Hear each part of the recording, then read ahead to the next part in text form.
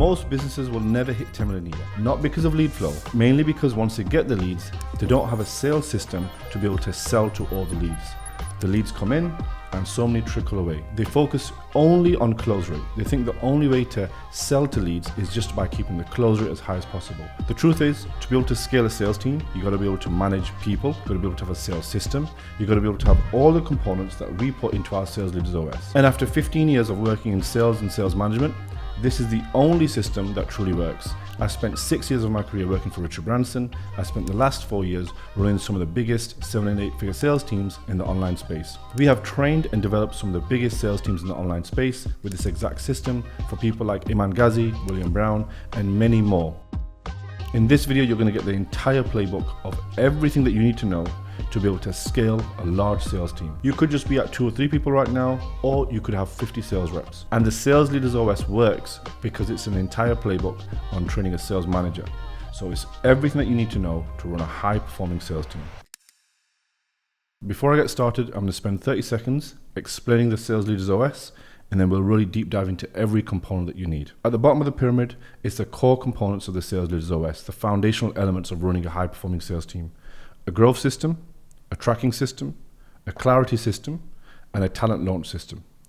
Once you have the foundation built for your sales team and those things are locked in, now we can move to the upper level, which is ramping them up to the KPI, training and role plays, meetings and accountability, and finally leadership. Now we have that layer implemented in the team and we know how to run it. Naturally, we will have new leaders emerge, because when your setters become closers, your closers become managers, your sales manager becomes a sales director, everyone moves up, which means the company grows. And in this video, we're going to take a deep dive into every component to make sure you miss nothing. You're going to have the entire playbook on how to run a high-performing sales team. First off, let's go and look at what a growth system is. A growth system is made up of 5 engines, and we're going to go over each of these engines, but the one that we're not going to deep dive so much is a marketing engine. You're here for the sales content, you're here to know how to run a high-performing sales team. Marketing is something that a sales manager should know and should know exactly how to work with marketing. But in short today, we're going to say it's how you get attention and generate leads. So once you generate leads, they come into your CRM. If you do not have a CRM, that is the first that you need to start. But your CRM is built upon multiple engines that sit behind it. Now, if you have a VSL funnel running, you're going to be able to drive these marketing leads in your VSL funnel straight into the closing engine, where the closer sits on a calendar and closes people down. There's obviously some conditions to the closing engine, which we're going to cover a little later, but this is the overall journey of a VSL funnel. And if you've got a webinar, you run your marketing engine and they're going to buy and they go into the closing engine, and maybe you have some sales reps picking up some sales, calling the leads that didn't buy towards the end of the webinar. Maybe you have some setters or closers sat there. But that is what most people have in the online space. The difference is their setting engine, they feel like they have it built, but it's completely missing. They feel like they have a setter calling, but they don't understand the true mechanism behind the setting engine. The setting engine is the part of the business that combines marketing with sales. It's the midpoint. Without the setting engine, you simply cannot make money on any funnel, because only a portion of the leads are actually going to book straight into the closer engine. Most leads that opt in, they're going to need calling from a setter. So we're really going to deep dive in the setting engine on the growth system today. Before I show you the exact playbook of the setting engine, let's just make sure we understand all the different engine components. Marketing engine is to get the leads in.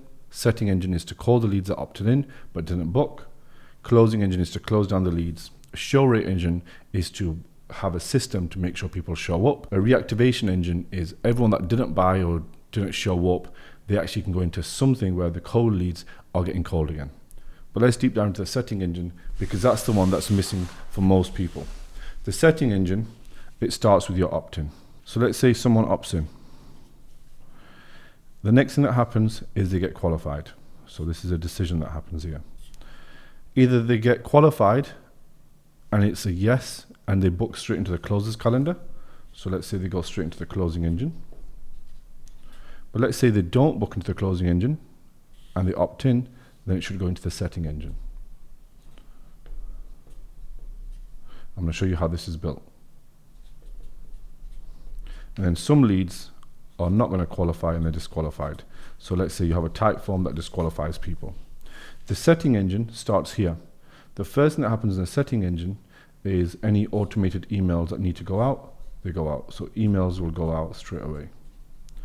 After those emails go out, they're going to get aggregated into the setting list. So they go into the setting lists. Your lists in your CRM are organized in a certain way. So you're going to have your priority 1 list, P1, which is leads to be called within 5 minutes of them coming in. Called straight away. And we want leads that sit in the priority 1 list in your CRM. This list gets called by the setter as top priority. If any leads come in, they get called straight away. The number 1 metric I'm always measuring is speed to lead. So you want to have some sort of speed to lead dashboard in your business. And your priority 1 list is the first thing that you need to build out. Because once you have this list, a setter knows where they need to look and the number 1 priority of where they need to focus. Because if leads come in and we've not told them, and we've not built a system to be able to allow them to call those leads as quickly as possible, they're not going to get called. And you'll be thinking, I don't get how we're supposed to call these leads quick enough. Well, the P1 list allows you to do that. The priority 2 list that you're going to have in your CRM is going to be for all the leads that didn't show up to calls. So if anyone no shows from the sales calls, so no shows or missed appointments or cancels that you've had, that's the next list that we call. Because this is in priority order, those are the most valuable people to us because they booked a sales call already. They might have watched your VSL, they were already convinced halfway there, they were almost there, they just didn't show up. So we're going to call those people to book them back in. The next people, priority 3 list, is going to be all of the no answers.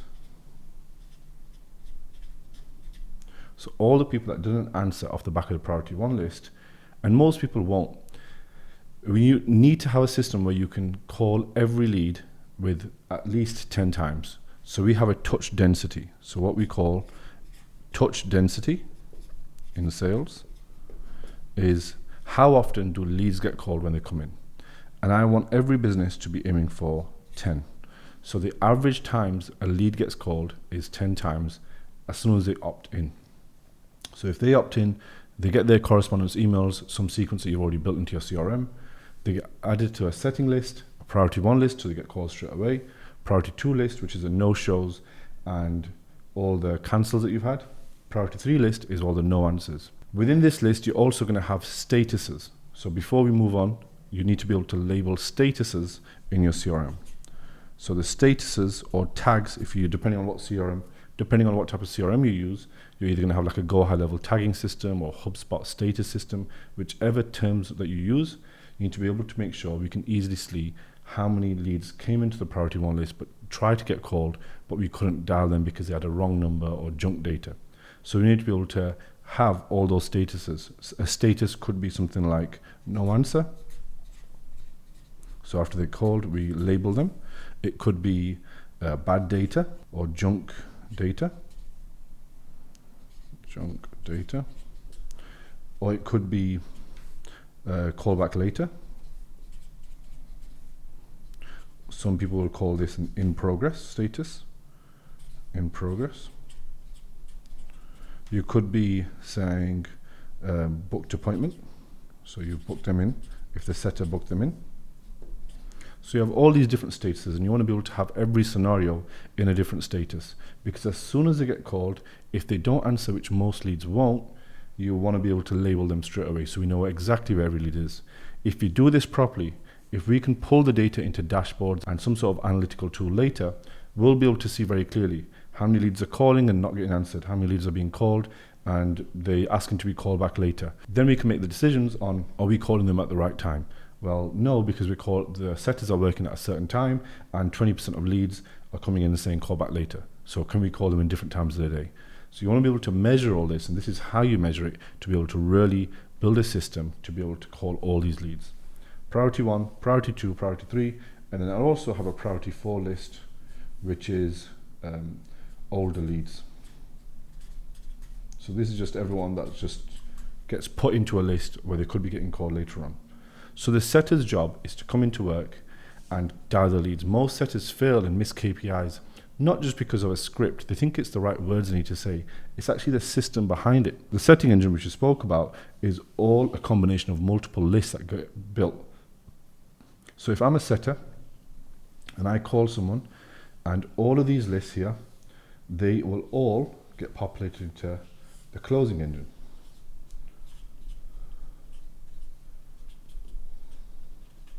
But let's say that's just one scenario. They could book straight into the closing engine, but let's say they don't book into the closing engine, they could also be disqualified here. So DQ. And then once they go into the closing engine, this journey represents them being a sales qualified lead. Over here, they were an MQL, or marketing qualified lead. Now, once the setters call them, they become a sales qualified lead. The setters calling them throughout the lists in priority order, moving them to the closing engine. The closing engine is a lot simpler than the setting engine because it's the closer on a call, but you want to ensure the path is really clear. Do you take the agreement first or do you take the payment first?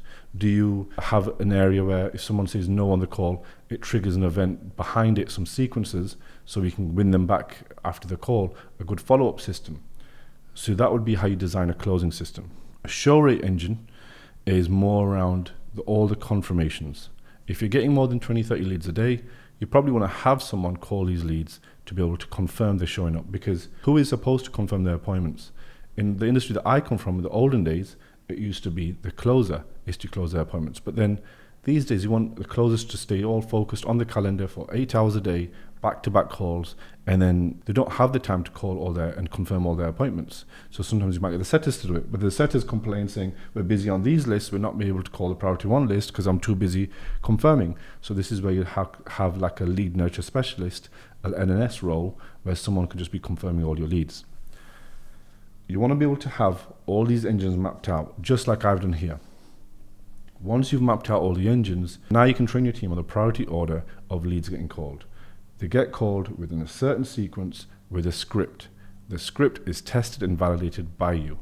Do not pass a script on until you've called leads and validated it. If you think about your ads, you would always validate your ads before you spend more money on them. You've got proof that the ad works. The cost per lead on that ad is really good, so you spend more money on it. But people miss and don't do this with setters. They end up just giving them a script and they don't test and validate it. So your job is to make sure that script is validated and then you hand it to the team. Every change that you do in sales, if you was to change any component, you always have to retrain the team and do it in a structured format. Without proper training, you are not going to be able to manage the team. And that is a setting engine within the growth system, which is the biggest component that most businesses are missing. A system to be able to call all the leads as efficiently as possible. Now you got your growth system built, which is heavily built upon sales ops. Now it's all about tracking. You need to be able to track performance. There's 4 key trackers within the business that you need to be able to have as a sales manager. The sales manager tracker, which we'll go through all the following metrics in just a sec. A sales tracker to measure your sales reps' performance, which they fill out. A setter tracker, which the setters are going to be filling out at the end of every day and making sure they complete, where you can feed into your sales tracker. Then an ads tracker. This is from marketing department. As a sales manager, you need to be able to understand the marketing side of it. If you don't understand the marketing side, you're going to struggle to show up to meetings and talk to media buyers. You have to be able to talk data with media buyers. As salespeople, we have the bad habit of saying things like, no, they're definitely going to come in. No, they're going to do it. We go off how we feel and promises.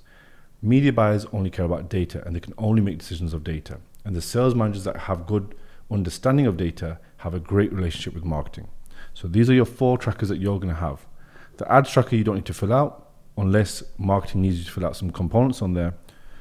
The sales and setter trackers are for your team to fill out, and the sales manager tracker is for you to fill out. We're going to run through all the points in the sales manager tracker that you're going to complete every week that are going to establish how your sales team is doing. So let's run through a basic scenario for your sales manager tracker on how you're going to complete it every week. So your ad spend. What was your total ad spend for that week? How much did you spend on ads? How much was spent for marketing? So it's more about the spend. Out of that spend, how many leads came in? So how many total leads came into the business, into your CRM, to go into your sales manager tracker?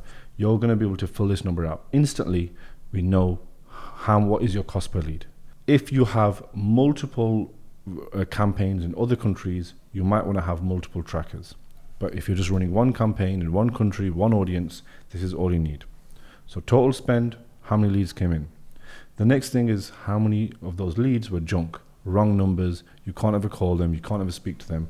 That is your total amount of bad leads. So if I generated 10 leads and 2 of them had wrong numbers, I've got 20% of my leads as junk data. I can feed that back to marketing and say, hey, we need to qualify a bit heavier. We need to make sure we have a required phone. We need to maybe verify on the lead form that their phone number is legit. So we need to make sure we don't get too many junk leads. Then you're going to have outbound leads. Outbound calls. How many calls were made from the setters? All you're going to do here is look at the setter tracker, look how many calls they made in that week. That's what you're going to put here. You're going to look at the connected calls. So the setters, how many calls they made that were connected. And this is why the setters need to be reporting on this data. And then you're going to cross-reference this data with your CRM. So you'll look at your sheet and your CRM every single week and make sure those numbers match up. If they don't, you go back and you fix it and you work out who needs training or what is not happening. You hold your team accountable towards getting that done. Connected calls is every time someone said hello. And then we can measure the percentage of calls that you make an outbound call to that actually get connected. The number after that is total discoveries outbound. So from how many discovery calls were booked with the outbound setters. So this is with a human. Inbound, your business might be doing or might not be doing, but a scenario where it's an inbound discovery call is where you have a group funnel. Inside the group funnel, as soon as someone joins your free school community, they book an onboarding call, which is normally a setting sales call. You give some sort of value and try to set them. That is your inbound calls. Then your outbound is what your team make. If you don't have this, you can leave this blank, just fill in your outbound. Then you're going to have your total discovery calls completed. The reason why you measure completed is if you are having inbound calls booked, we can measure the show rate of that initial inbound call. But if you don't have that, the number is going to be the exact same as outbound. So if you only do outbound dialing, you're just going to have your total discovery calls completed is the same amount as outbound. But if you have inbound, then you need to measure the show rate, and that number might change. So if it's 10 outbound calls were booked in a week, 10 inbound calls, and only 3 inbound calls showed up, that means that you're going to put 13 calls. 10 from outbound because all of them were completed because they were outbound. But in inbound, only 3 were completed because 3 only showed up. After that, it's total closing calls booked inbound. So how many people booked straight into the calendar? If you're running a VSL funnel, how many booked without any interaction of a setter? Then total closing calls booked with a setter. So how many were booked with a setter? And this is normally the same number as the discovery calls outbound. Discovery calls outbound and closing calls outbound is usually matching unless someone's cancelled later down the line. Total closing calls completed is your show rate. So out of the 2 inbound and outbound calls on the closing side, so people who booked into the VSL and people who booked with setters, how many of them showed up?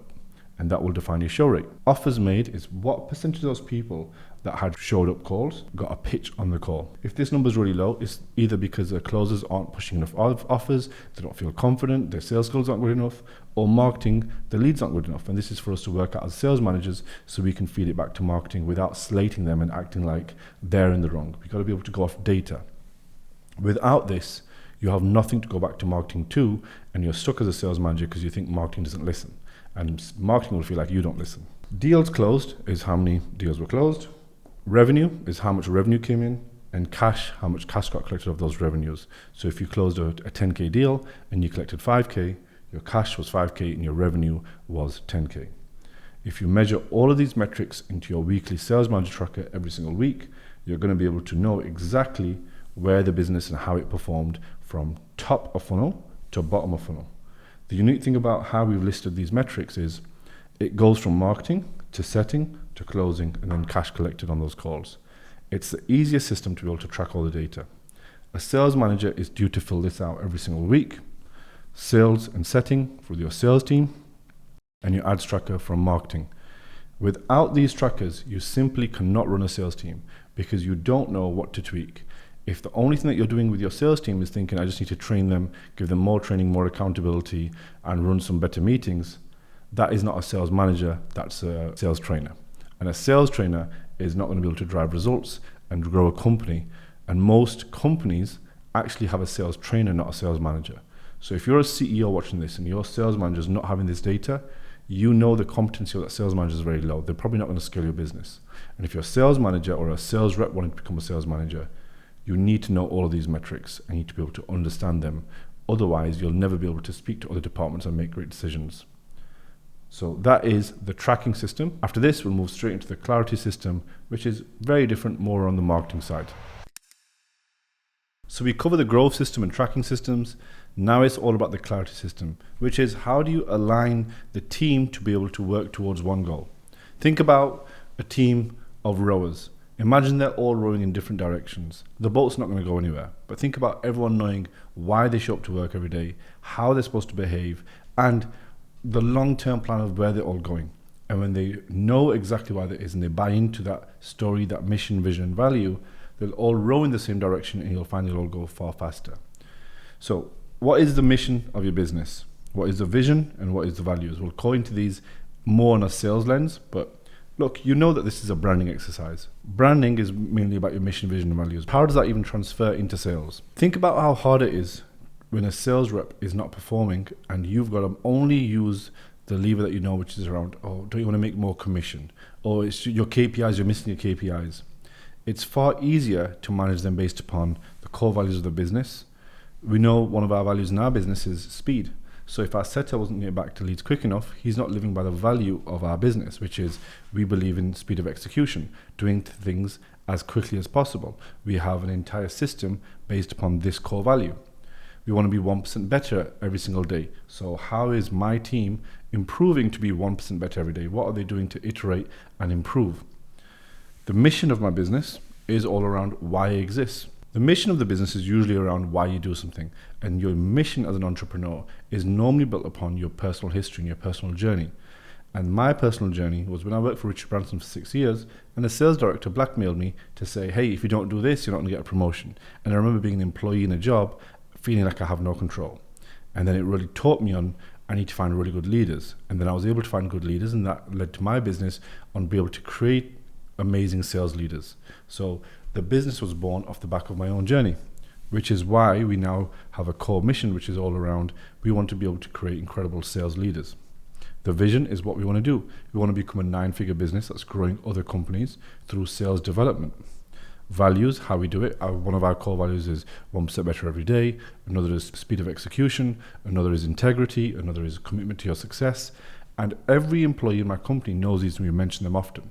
When we talk about these mission, vision, values all the time, everyone is aligned and the setters and closers all know exactly why we're doing it. The sales manager is able to drive the team based upon that mission, and it becomes far clearer why they're showing up to work every single day. When you have issues like misalignment with a team where they're not performing well or they're not living by the values, then it's way easier to manage them. Think about a sales rep who, let's say, swore on a sales call. You're now going to say, hey, does my business have values within it that represent the way that person's behaving?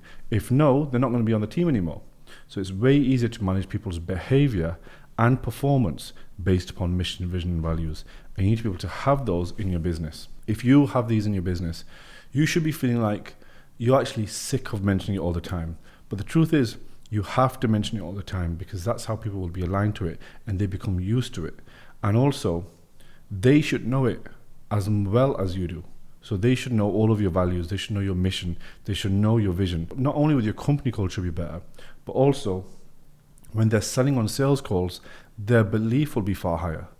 When we're selling to a sales rep on how to become a sales manager, or in our advisory program on how we can drive sales performance for the company, either on front-end revenue or back-end revenue, the sales rep truly believes it. They can come onto the call and say, no, we can 100% help you with this problem that you've told us because we know you need to do all these following steps. And if you don't have your sales reps believe in the company as much as you do, they're not going to be able to have the same enthusiasm to sell it like you do. So the clarity system is designed where before we now move on to the hiring system, these components need to be in. And now we'll move on to the hiring system, which is all around how to hire and onboard great talent. The talent launch system is what most businesses struggle with. They struggle to find amazing sales talent. This is how I want you to think about hiring for your business. A small company that is not very good at hiring, they need to hire sales reps that are really experienced. So they'll say things like, oh, we need a killer. We need someone who's amazing to come in and rescue us. And this person's going to all of a sudden change your business and you rely on a sales rep. You can never be held ransom by an employee. If you do that, your business will not grow and your mindset is completely off. How you're actually supposed to see it is big companies can hire someone off the street and they can hire and spot the right talent and be able to onboard them in a way that they know that they can make anyone work. But I'm going to give you our hiring framework on how we've now hired hundreds of sales reps only in the last few months. And I would say I've probably hired over 1,000 sales reps in my career. So this system is going to blow you away on how efficient it is. First off, the job ad has to be made up of the KPIs. So you've got to be able to first set the KPIs before we can hire. You can't hire anyone if you don't know the KPIs. The KPIs need to be reverse engineered. So you're first going to think about it this way. What is the output of an ideal sales rep? Let's say it was going to be 100K worth of revenue. Or let's say for the setter, it's going to be 2 sets per day with X amount of show ratio. You're going to write that down. Then you're going to work backwards in what they need to do every single day to be able to achieve it. So if they need to close your 100K worth of business and you've got a 10K offer, and every single month they need to close 10 deals, to get 10 deals, usually they need to be closing 2.5, 3 per week. For them to do that, how many appointments need to be booked into their calendar for them to be able to close that much business? You're going to be able to reverse engineer off the close rate that you validated. So if your close rate as a CEO or founder or sales manager is 30, 35%, maybe you're going to set these KPIs at 20 to 25. That way it's very clear that it's achievable. If you set this bar too high or it's not set high enough, you're not going to be able to hire the right talent and you won't attract the right closers. So think about the KPIs very carefully. Then you're going to write a job ad. It's no different to a marketing ad where someone sees you on Facebook, but it's all around hiring the best person. So you'll put in there the mission, vision, and values of what you're hiring for. The reason why we did the clarity system before the hiring system is you've got to be able to have a good understanding of the type of person you're hiring for, because you'll see in the interview stage 1 why that is so important. So you're going to need to post that in a few different places. You could use a recruiting company like ours to hire, or you could use Facebook groups, or you could use Indeed, or you can find someone who runs some sort of community training sales reps and drop them a message and say, hey, can you give us some sales reps? So you need to know where, you need to have the KPIs, and you got to be able to write it like as a proper job ad, which will attract someone to want to work for your business. When we recently posted a role for a setter, the setter was introduced and he spoke to us, and it was literally, hey, we're trying to become this business. We're trying to hit our 10 million goal this year. We want to be able to hit 10 million revenue in the next 12 months. For us to do that, we need to do all of these things. We're willing to spend this much money in our marketing. We are leadership focused. We're focused on all of these things. It's very clear what the company is that they're applying for. If they don't understand that, you're not going to attract the right people. A lot of people out there care way more about the business than you think. Most business owners, sales managers, think you just need to hire and offer them enough money. People actually want to value where they work. They want to work at a place that they're interested in, a product they're interested in, and for a company that is going to make them feel like they're cared about. So when you have this job ad, what we do is we use ClickUp as a system. So we'll put a ClickUp form out there. You could also use a recruiting platform, or you could use Monday.com, Asana, any of these softwares. You get that job application and you're going to put it on your IG story, put it on your socials, put it on your YouTube, put it on Indeed, LinkedIn, and then people can apply and the candidates will be filled out here. So if you've got this hiring board in the same software as you've got your application form, they'll get populated. We use ClickUp, so the hiring board gets populated in the candidates, so as soon as they complete it. So the candidates get populated. As soon as I look at the candidates, I'm trying to move the right ones into shortlist. So let's say I've had all of these candidates apply. Let's say it was 10 of them, but I'm thinking, let me just have a high barrier to entry for these candidates. So I shortlist just 3 people, just because the 7 guys didn't make it and their Loom videos didn't show me that they had the right experience on this specific offer I'm recruiting for. I shortlist 3 people. I give them all a call from the candidate side and I shortlist them after a brief 5-minute conversation. Within those first 5 minutes, I'm just asking them what they're doing right now, what their goals are. And if they can speak well and they speak sense and you like their application, now we want to interview them. And interview stage 1 is all around culture. So all I'm doing in this first stage of interview is I'm actually just talking to them about who they are, what they're interested in, and I'm trying to envision, is this a good fit for my company? The reason why we do a culture-based interview before a skills-based interview is because I can always train skills. Very hard to train culture. So I'm always looking for the right fit first. If there's a skill deficiency whilst they're working with us, but they're the right fit, they'll be able to learn. But if you hire the wrong people, the wrong culture, the wrong people, you're not going to be able to teach them any skills because they're not going to be bought into the mission, vision, and values. So you make sure they match the culture. Let's say I interviewed 3 people, and 2 of those guys, actually, I thought, you know what, they're good. I'm happy to move them on to the next stage. Both of those 2 here, I will then send them the 16 personalities test from Google, so they can then complete a personality test. And the reason why I've started to move the personality test from this point here to this point is I used to do it before interview 1, but now I'm doing it at interview 2 just before it, because I'm trying to validate what I saw on the culture test. Did I have the same intuition? Did I have the same what I think they were? For most people, I would actually recommend doing it before the interview 1, but I've recently been doing it after interview stage 1, just because I've been thinking, let me see if I can guess what type of personality trait this is, and I'm just trying to see what they show up as. And a lot of the times I've been right. Are they more of an archetype personality? Are they more of like a leader? Are they a commander like I am? What's their personality type? So then in interview stage 2, I can walk in and do a role play and skills tests. In interview 1, I would have already asked questions like, so what were you doing at your last company? What kind of KPIs were you achieving? And how did you achieve them? I'm just trying to like probe a little bit on their competency level and their skills level. I don't care about the CV, but I use it as a reference point. In interview stage 2, we'll do a live role play. I'll give them a scenario and we'll do it together. When we do interview stage 2, if they are good, I'll offer the opportunity on that call, or I'll tell them we'll make a decision and book a separate call for the offer. This call specifically, the main thing I'm trying to do is trying to scare them off the job.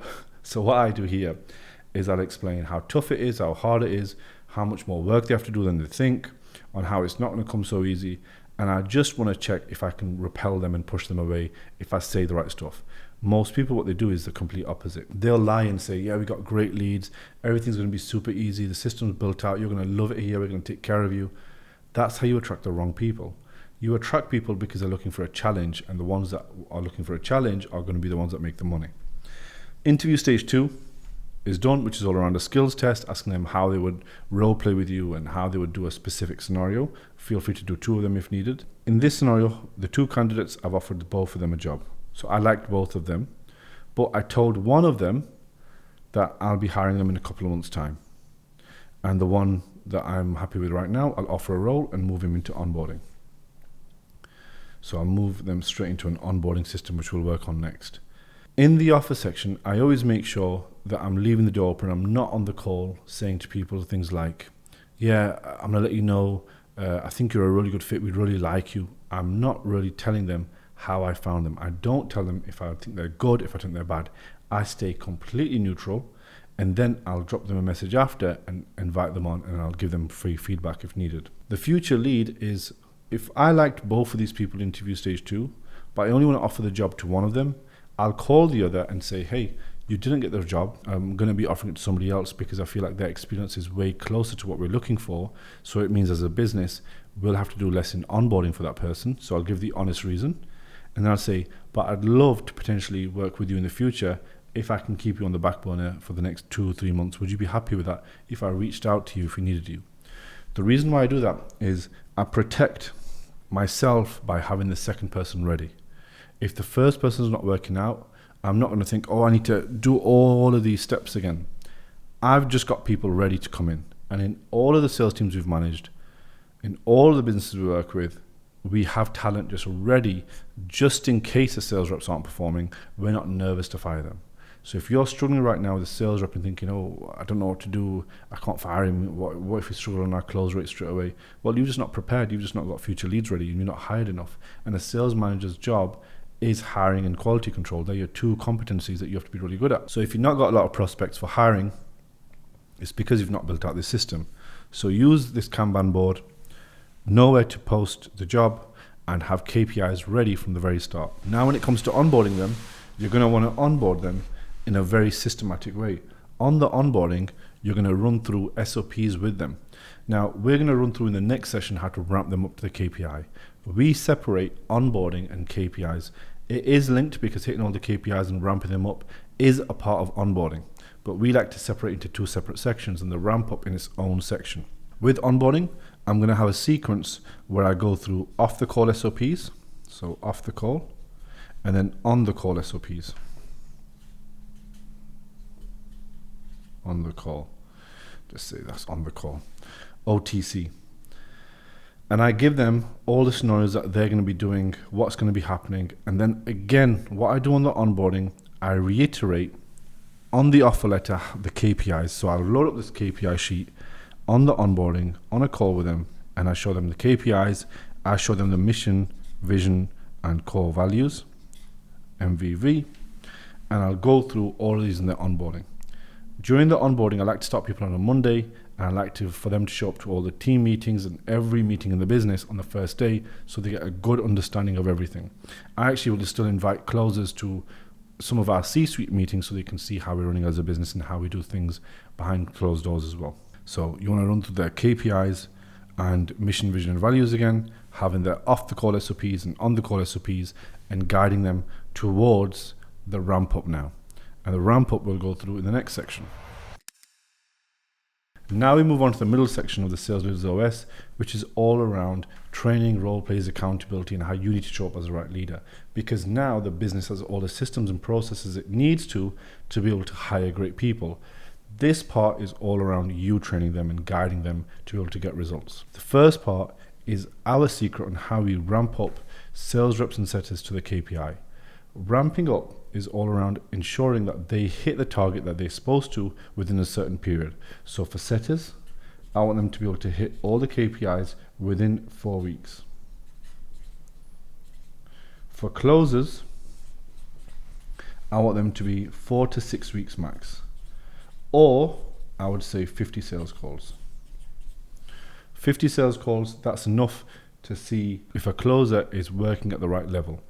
If you have a closer at 50 sales calls who's at 5-10% close rate, just get rid of them. Just hire someone new.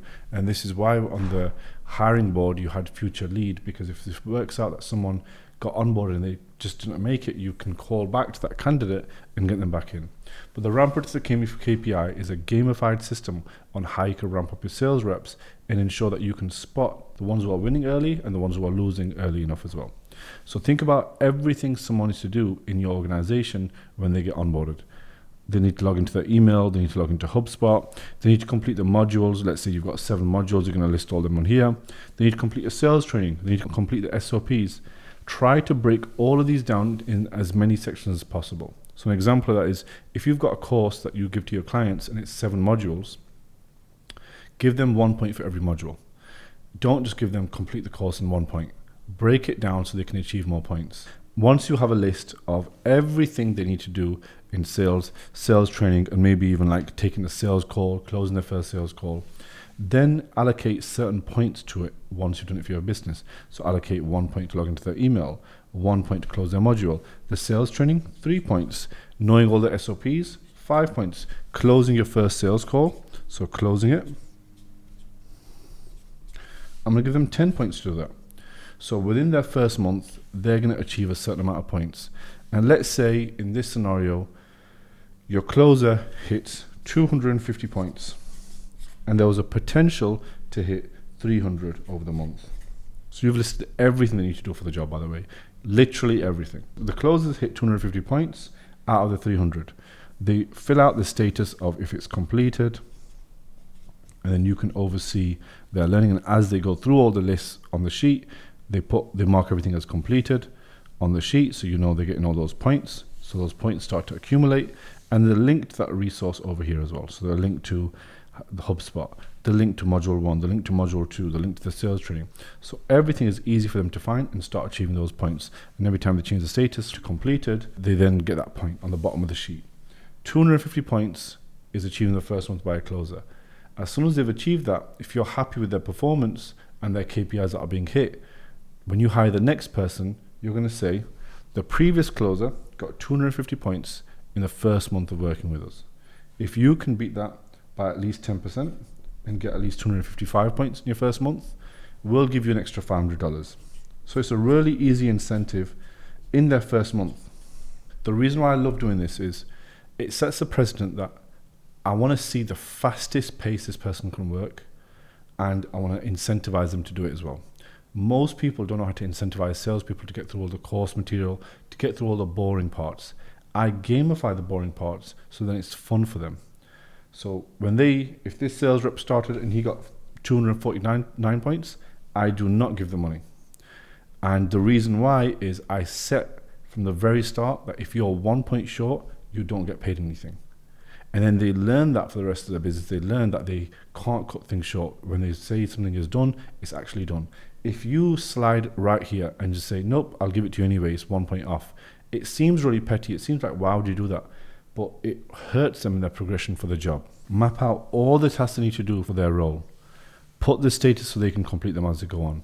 Create links and resources for them to complete it. And this might even take you 5 hours of work.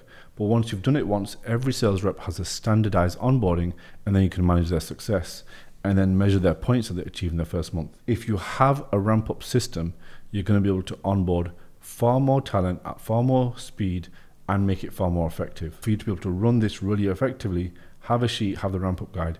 If you are wanting to hire talent and you're thinking, hey, I need a system, if you go into our community, which is a school community just in the bottom of this video, you're going to be able to access it, and some of these resources will be open to you to be able to take. Ramp up to the KPI is your 30-day system on gamifying onboarding to allow other people to win.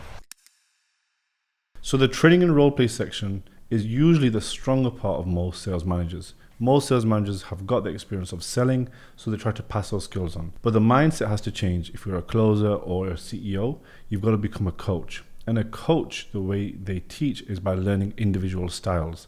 So you've got to be able to understand how each person learns. And you're going to be able to do training and role plays with them based upon their style. But in training and role plays for your team, you're always going to have one set intensive training every single week, which is all around doing these following drills and creating custom training for each of them.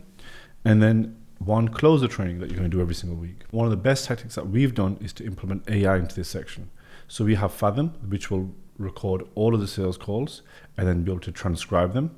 And then we also have a prompt to be able to analyze the sales calls. If you want our prompt, what I'd like you to do is go over to my Instagram page. You're going to find the link in the bio and just comment the word prompt on any post.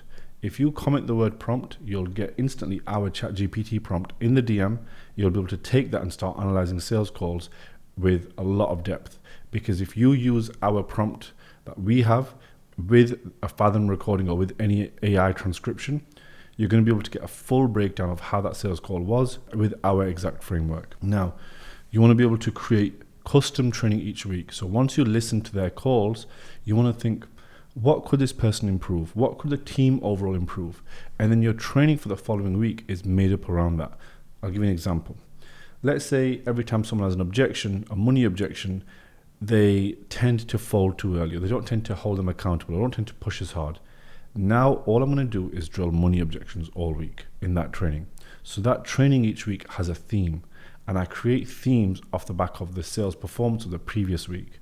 And I would move the theme every single week, so make sure we're working on something. In that training and role plays, I will always cover the basics. I think of the basics in sales a bit like football. Every footballer, when they get to their training 2 or 3 times a week, they'll do the basic pass. They'll still practice free kicks until their feet are sore. They're practicing everything every week. It's the same in sales. You want to be able to practice every scenario, every role play over and over again. When you role play these weak points with your team, it will almost feel like they're absolutely sick of doing it. They should feel knackered. It should be a constant high energy role play. When you're role playing it with them, this is the framework on how you're going to do it with them. You're going to ask them to go through it with you. And when you spot the change you're going to make, don't jump in too early. Allow them to make the mistake. And then say, great, let's try again, but this time just change this one thing. Let's say it's going to be tone or the word they say, whatever you're going to change. Don't give them more than 2 things to change. If you give them more than 2 things to change, they won't be able to remember both of those instructions. Coaching is all about changing one thing at a time.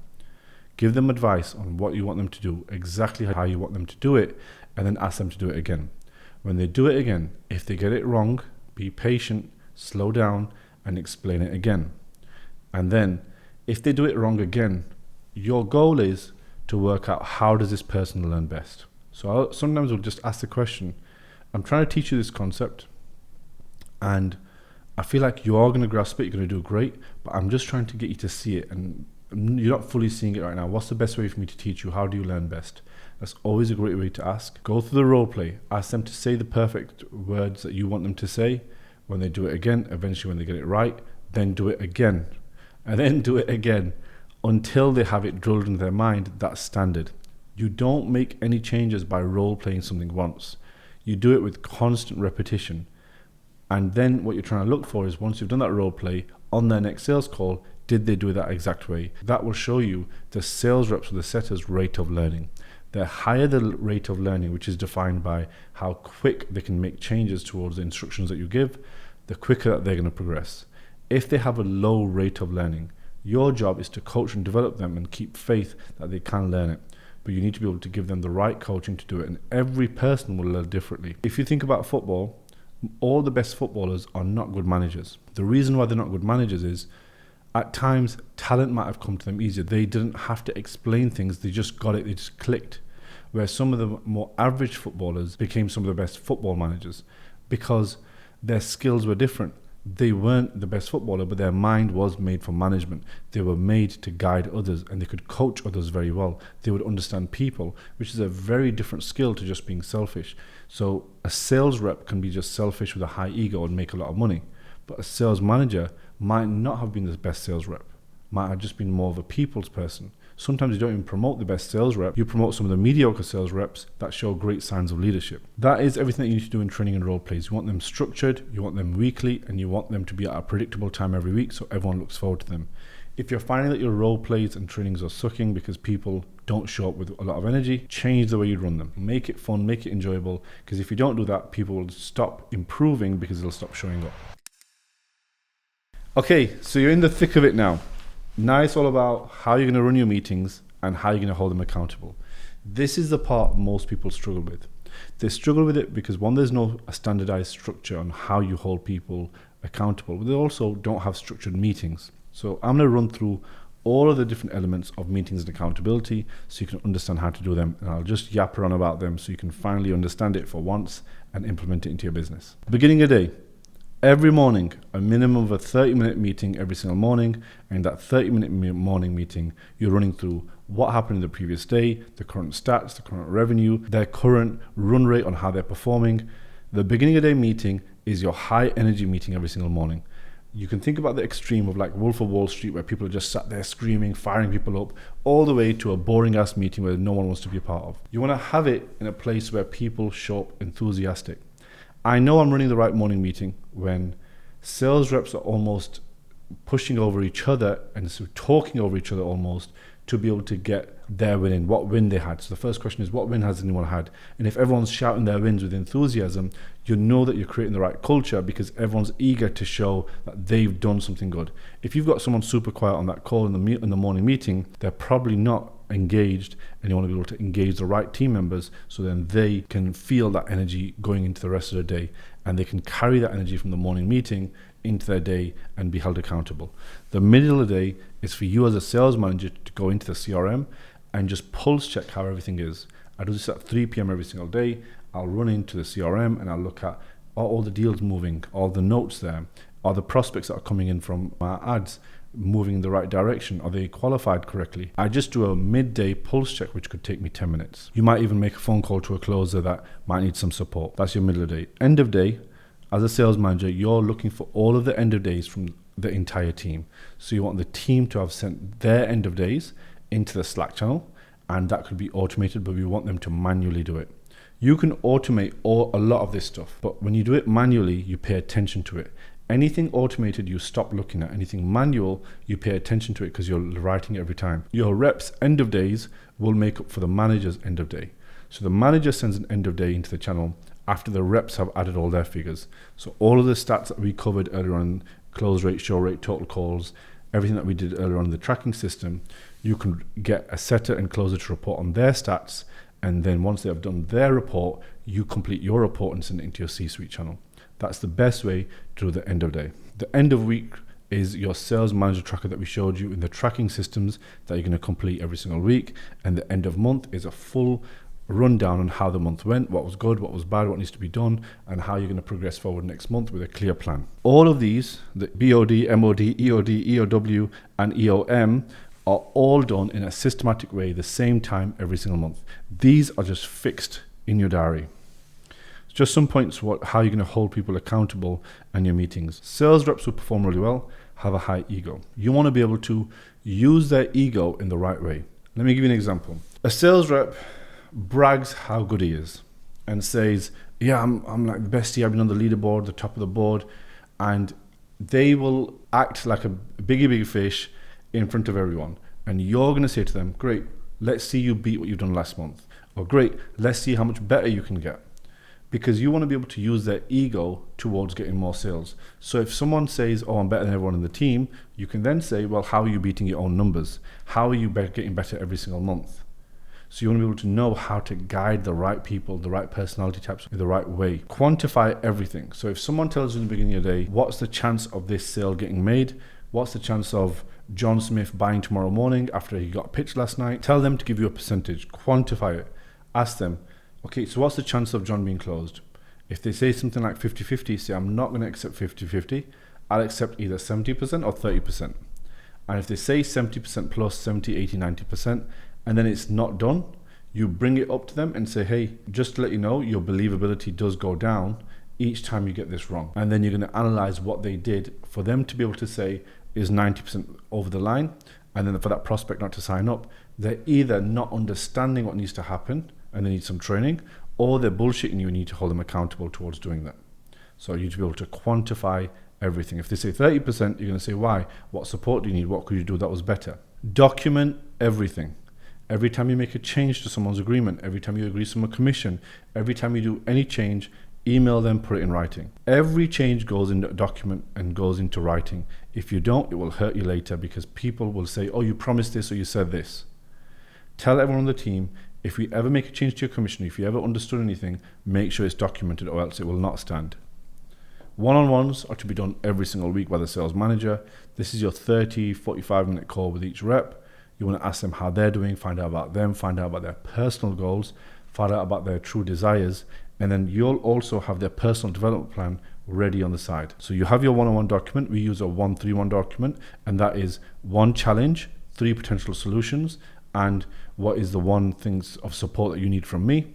And that's the 1-3-1 format that we follow on one-on-one meetings. Personal development plan, which is what is the development plan for that long-term progression of that closer. So if the closer says something like, I'd love to be remote 12 months from now, moving to Thailand, then your personal development plan would be a breakdown of all the things they need to do to be able to achieve that. And you discuss on this every single week. And each person has their own development plan to work across. And then our team analyzer is a framework that we use to analyze team performance. I'm happy to give this team analyzer for free if you join our free community, which is how we measure the values of each person, how aligned they are, and which team member it is. And it's a really easy way to analyze who's on track and who's off track, not just on the data side, but more in terms of a culture fit. Because if you want someone who just hits all the numbers but they're a dick to everybody else, they're going to ruin your business. You want people who are cultural fits and are high performing. And you tend to find high performing people find it the hardest to conform to culture. So you're going to be able to align both of those things so they're bought in on both of those, and you can coach and develop everyone through the PDP on those things. So when you see our team analyzer, which we'll put on the screen, you'll see the core values that we measure for each team member and how we grade them towards that core value. The next part is all about leadership. This is the part that most people need to learn the most about. I want to start the leadership part with just some of my favorite books. I'd like you to read Simon Sinek. Start with the why. With the why. And maybe like a John Maxwell book as well, The Infutable Laws of Leadership. So John Maxwell is also really good. These are some of the books that I love. And a bonus book, if I was to give you one on leadership, I would say Crucial Conversations, also a great book. Now, with leadership, this is all around how you show up for them. A leader does not take any credit. A leader will show up for other people and lead from the front. So if there's sales calls that needs taken, jump in and do it. If there's a standard that needs to be set, show them the standard each time. Don't just tell them. A poor sales manager will always talk about how good they were when they were a sales rep. A great leader who's a sales manager will show them all the time. I will still jump in on setters calls and just jump in on HubSpot on our sales meeting and just show them how I do setting calls. I will jump into sales reps and say, hey, I'll just take this call for you. Do you want to watch my recording on how I would handle it based upon their form and questions they've answered? Be willing to get your hands dirty all the time. And when someone asks for a promotion, which is in the new leaders emerge section, which is the last section, you want people to be able to have the mindset that they want to progress, that they want to move forward. And you want to talk about their progression all the time. The more you talk about the progression, the more they're going to be aligned towards doing it. It's very easy for you to be able to drive performance of people when you show up as the right person. The two things I want to cover within the leadership section are building trust with your team and also emotional intelligence, EQ.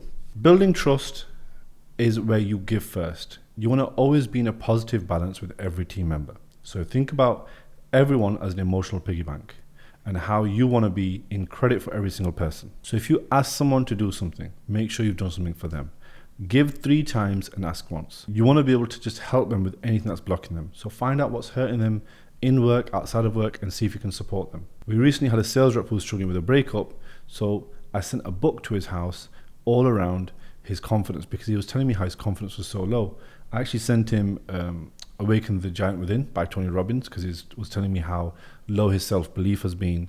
And I sent him that book and he was so grateful because he said to me, the book's come at the perfect time. Building trust is not just around giving trust or just believing someone. It's more around just supporting them when they need it. The more you can support someone and give and guide them, the more trust you're going to build because they'll know that you're not out to just benefit yourself, you're also there for their benefit as well. Emotional intelligence is the one that most sales managers, especially the male ones, we lack it the most. This is where you know how they feel whilst you're talking to them. So if I'm going to speak to you in a stern tone, I know how it's making you feel. If I don't know how I'm making you feel whilst talking to you, I lack emotional intelligence. And I should be able to guide you through the process of knowing how you feel at any time. If you're struggling on sales calls and your performance has been down, if I don't have a good understanding on why you're struggling and where your emotional state is, I can't support you because I can't tailor my support to you. So to be able to give the right support, you want to be able to understand people very well. I would definitely say emotional intelligence, reading a book on this or just understanding people in a really big way is a big part of it. These days when we now sell online, we interact even less with people.